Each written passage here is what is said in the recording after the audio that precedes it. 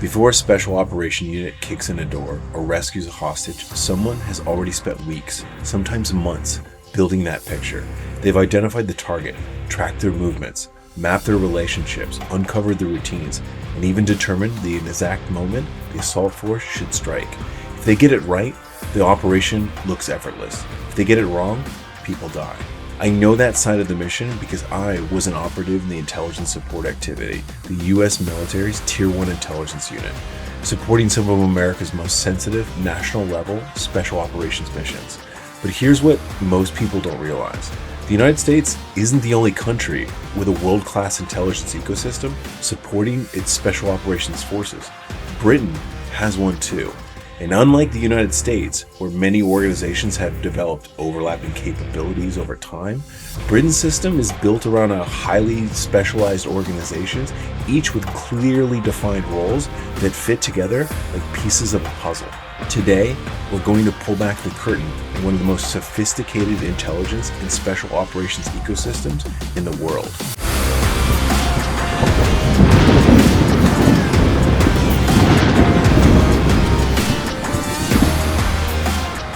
Now, before we jump in, one quick disclaimer. None of these comparisons are perfect. Whenever I compare an organization, I'm talking about the closest functional comparison, not an exact equivalent. Britain and the United States have different histories, different legal authorities, different strategic priorities, and very different defense budgets. And now, before we dive into the individual organizations, there's one big idea I want you to keep in mind throughout this entire video.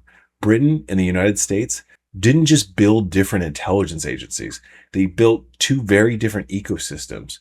Britain generally built highly specialized organizations with clearly defined roles, rather than giving multiple organizations overlapping capabilities.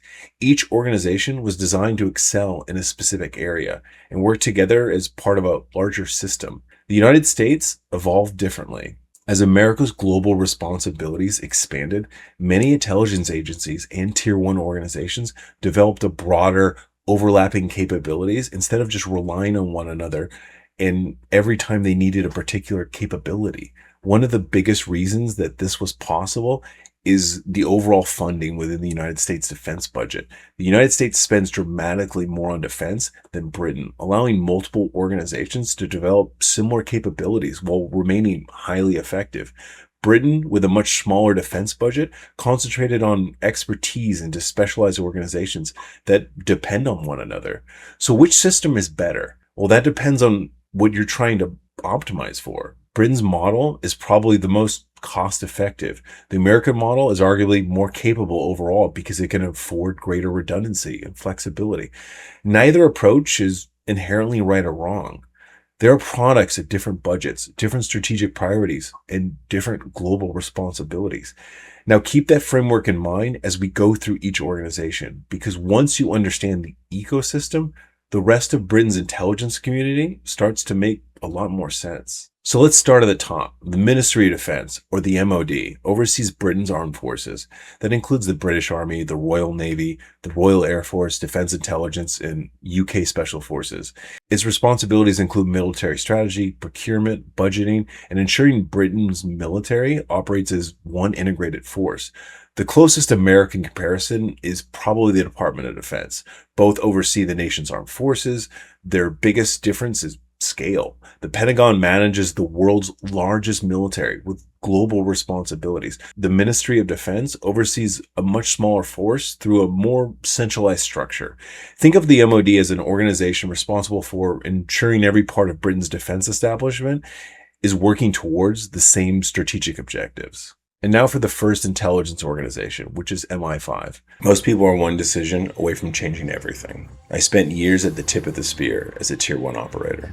And the one thing that separated the men who made it from the ones who didn't had nothing to do with talent. It was fitness, and not just physical fitness. The discipline, the clarity, the mental edge that comes from being locked in physically. And that transfers to every single area of your life. For a limited time, I'm offering a 30-minute one-on-one fitness consultation and audit. We will get on a call and I'll break down exactly what you need to be doing going forward. And not a cookie-cutter program, but a custom strategy built for you that you can implement immediately. 30 minutes, $49.99. and you will walk away with a plan from someone who has operated and lived this at the highest levels. If you are serious about leveling up, click the link. Officially known as the Security Service, MI5 is Britain's domestic intelligence agency. If someone is planning a terrorist attack inside Britain, if a foreign intelligence service is recruiting spies, or hostile actors are attempting to steal classified information, MI5 is responsible for finding them.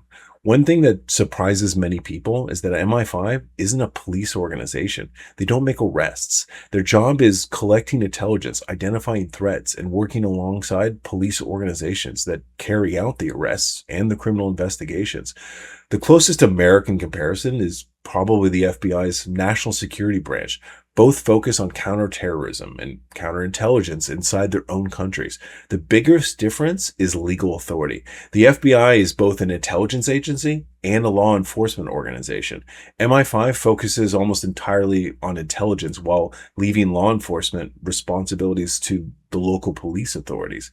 That separation reinforced Britain's philosophy of specialized organizations working together instead of combining multiple responsibilities into a single agency. Now, if MI5 protects Britain from threats at home, MI6 looks for threats overseas before they ever reach British soil. Officially known as the Secret Intelligence Service, MI6 recruits foreign sources, develops clandestine networks, and gathers human intelligence from around the world. This is the organization that inspired James Bond, but the real work, unfortunately, isn't about women, Aston Martins, and exploding watches and gadgets. It's about patiently building relationships, sometimes spending years recruiting a single source with access to information that satellites, intercepted communications, or cyber operations could never provide. Human intelligence still remains one of the most valuable forms of intelligence in the world because it can reveal people's intentions. The closest American comparison is the CIA's Directorate of Operations. Both recruit foreign sources and conduct clandestine intelligence operations overseas. The biggest difference is global scale. The CIA operates with significantly larger resources and worldwide responsibilities. MI6 accomplishes a remarkably similar mission with a much smaller organization and a smaller budget. Now, if MI6 recruits the spy, the GCHQ listens to the phone call. The GCHQ, or the Government Communications Headquarters, is Britain's signals intelligence and cyber agency. They're responsible for intercepting communications, conducting cyber operations, protecting government networks, and breaking foreign codes. Their roots stretch all the way back to Bletchley Park after World War II, where British code breakers, including Alan Turing, helped crack Germany's Enigma machine. But today, the GCHQ is considered one of the world's premier signals intelligence organizations. The closest American comparison is probably the National Security Agency, or the NSA. Both specialize in signals intelligence, cryptology, and cyber operations. The biggest difference is organizational structure. Britain concentrates much of that capability inside the GCHQ. The United States distributes similar capabilities across a much larger intelligence enterprise. For example, the CIA's Directorate of Science and Technology gives the CIA a number of sophisticated technical capabilities that have traditionally been held almost exclusively by the NSA and other specialized intelligence agencies. The American system has evolved to develop overlapping capabilities across multiple organizations. Britain generally concentrates those capabilities into a single organization that supports the rest of their ecosystem. Someone has to act on it, and that's where the rest of Britain's ecosystem comes into play. Collecting intelligence is only half the battle. Someone still has to determine what all that information actually means. That's where the defense intelligence comes in. Strength isn't built in comfort. It's built through repetition, through discipline, through showing up when it would be easier not to. For me, training has always been about pushing limits, becoming stronger, faster, and more capable every single day. But the gear you wear matters. Barbell Apparel was built for athletes who move, who train, who refuse to compromise between performance and style. Clothes that move with you, built for strength, built for durability, and built for the grind. Whether it's the gym, the track, or the everyday mission, train hard, move freely, live disciplined. Barbell Apparel. Use code Stoic Viking 25 and step into gear that's built for you, how you actually train. Think of the Defense Intelligence as Britain's primary military intelligence analysis organization. There's a difference between information and intelligence. Intelligence isn't just collecting secrets. It's understanding what those secrets actually mean. The closest American comparison is probably the Defense Intelligence Agency, or the DIA. Both organizations provide military intelligence analysis that helps senior military and political leaders make more informed decisions. The biggest difference is organizational structure. Britain centralizes much of that military analysis within the Defense Intelligence. The United States distributes some similar responsibilities across the DIA, the other military services, combatant commands, and numerous other intelligence organizations. And then once the intelligence has been analyzed, someone still has to build the target. That's where the Special Reconnaissance Regiment comes in. They're usually not the organization kicking in the door, but they are the organization helping to make sure everyone else knows which door to actually kick in. Their mission is covert surveillance, target development, pattern of life analysis, and long-term reconnaissance. If investigators identify a terrorist network operating inside a city, the SRR may spend days, weeks, or even months quietly watching the network and building the intelligence picture before anyone even takes action. The closest American comparison is probably the specialized service elements supporting America's Tier 1 organizations and other JSOC elements. And this is another example of different philosophies behind the two ecosystems. Britain created a dedicated organization whose primary mission is surveillance and target development. The United States has distributed that across multiple organizations, both within JSOC and the other intelligence agencies. And now, once the mission is actually planned, the force still has to get there. And that's where the Joint Special Forces Aviation Wing comes in. They provide dedicated aviation support for the UK Special Forces.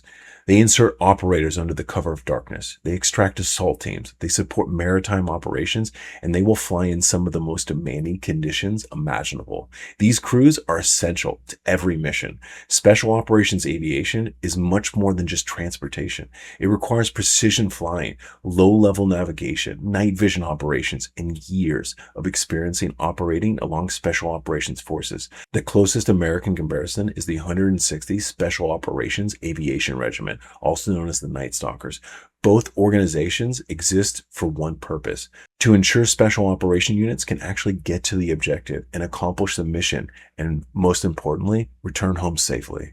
I spent years as a Tier 1 operator with ISA, and I had the privilege to work with some of the best conditioned human beings on the planet. I know what peak performance looks like, and I also know what it looks like when someone's running on empty and they're telling themselves that it's just stress. If you're watching this and your energy is down, your recovery is shot, and you feel like you're operating at half capacity, your testosterone is probably the reason. I know it was for me, because it's not your mindset, it's not your discipline, it's your biology. Human performance is veteran-owned and operated by other Tier 1 operators. They run blood work, they will build a protocol around you, and they actually know what they're doing because they've lived the same life as you. And I use them because I don't promote things I don't use. Because you're watching right now, you can get a discount of 20% off by using my discount code Viking.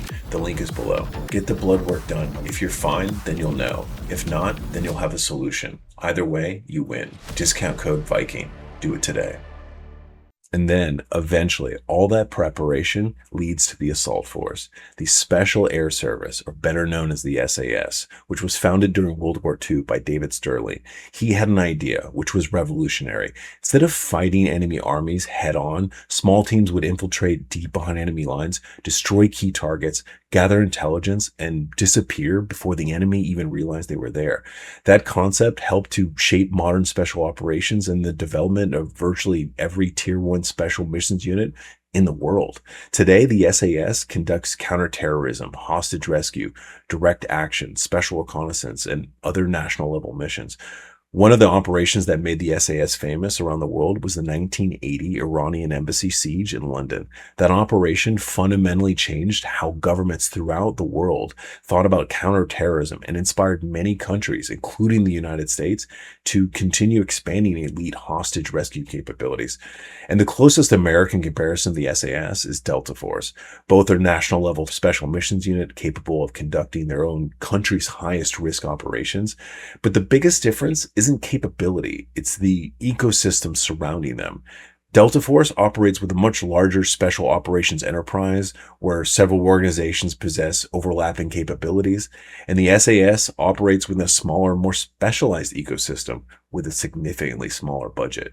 And now if the SAS traces its route to the British Army, the Special Boat Service traces its roots to the Royal Marines. Originally created for maritime raids during World War II, the SBS has evolved into one of the world's premier maritime special operations units. Today, they conduct maritime counterterrorism, ship takedowns, offshore platform assaults, direct action, and special reconnaissance and hostage rescue. The biggest difference between the SAS and the SBS isn't capability, it's actually specialization. If a mission requires maritime infiltration or takes place at sea, that's where the SBS is going to get the call, and they bring decades of experience.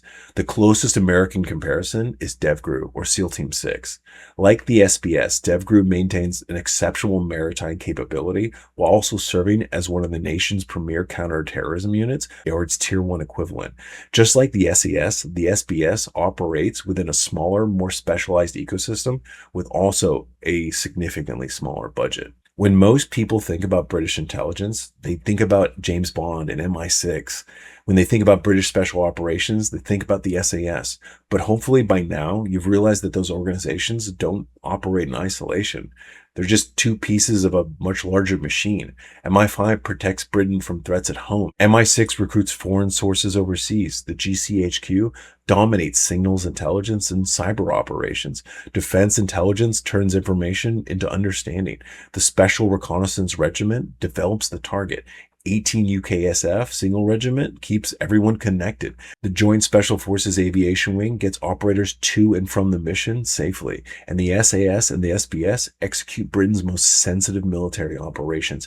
Every organization has a clearly defined role.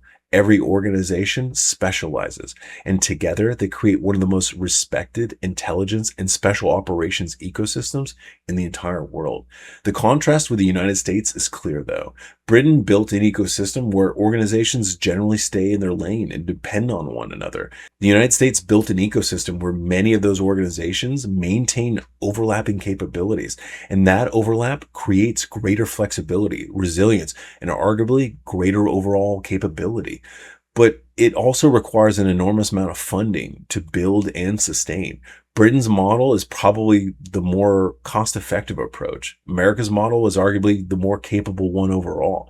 They're optimized for different budgets, different strategic priorities, and different global responsibilities. And that's really the point of this video. The real strength of Britain's system isn't just the SAS, isn't just MI6. It's the ecosystem that they've built around them. I hope you enjoyed this breakdown of the British intelligence and special operations ecosystem. And if you liked this video and you want me to actually go further into any of the units that we've covered in this video, let me know in the comments. Or if you'd like to know which country's intelligence and special operations ecosystem that you'd like me to cover next, let me also know in the comments. As always, thank you for watching, and I'll see you in the next one.